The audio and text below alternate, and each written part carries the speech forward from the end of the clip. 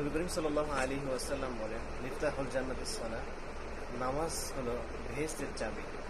দর্শক, আমরা যারা নামাজ নিয়ে গাফিলতি করি, আমরা যারা নামাজ পড়ি না, আমরা খুব ভুল করতেছি। দর্শক, কিয়ামতের দিন সর্বপ্রথম নামাজের হিসাব হবে। আউয়ালু মা ইউহাসাবু বিহিল আবদু ইয়াউমাল কিয়ামাতিস সালাহ। কিয়ামতের দিন সর্বপ্রথম নামাজের হিসাব হবে। আর যার এই নামাজের হিসাব তিনি একদম পরিপূর্ণভাবে হয়ে যাবেন, যেই নামাজের হিসেবে যিনি পাশ করে যাবেন, যিনি উত্তীর্ণ হতে পারবেন, তার পরবর্তী যে প্রশ্নগুলো রয়েছে সেই প্রশ্নগুলো আসান হয়ে যাবে, সহজ হয়ে যাবে। দর্শক, এই জন্য নামাজকে আমরা আঁকড়ে ধরবো, আমরা নামাজ কায়েম করব। নামাজ যদি আপনি পড়তে পারেন, আপনি সকল প্রকার ফাহিশা কাজ থেকে, সকল প্রকার অশোভনীয়, সকল প্রকার গুনাহ থেকে আপনি হেফাজতে থাকতে পারবেন। আপনি যতক্ষণ পর্যন্ত মসজিদে থাকবেন, দেখবেন আপনার কোনো গুনাহ হবে না, আপনার কোনো ফাহিশা কাজ হবে না, কোনো অশোভনীয় হবে না, অশোভনীয় কাজ হবে না।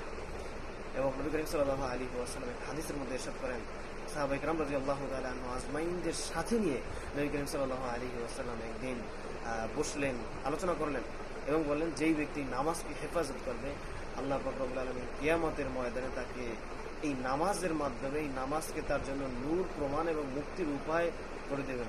আর যে ব্যক্তি নামাজকে হেফাজত করবে না, আল্লাহ পাক রব্বুল আলামিন তাকে কিয়ামতের দিন হারুন, ফিরাউন, নমরুদ, হামান এবং উবাই ইবনে খলফের সঙ্গী করে কিয়ামতের ময়দানে উঠাবেন। এই জন্য আমরা সকলে স্থান থেকে মানুষদেরকে নামাজের জন্য উদ্বুদ্ধ করি। আমরা সকলে নামাজ পড়ি, আপনিও নামাজ পড়েন, আমিও নামাজ পড়ি। আল্লাহ পাক রব্বুল আলামিন আমাদের সকলকে 5 ওয়াক্ত নামাজ জামাতের সাথে আদায় করার তৌফিক দান করুন। সাথে সাথে চ্যানেলটি সবাই সাবস্ক্রাইব করুন। আসসালামু আলাইকুম।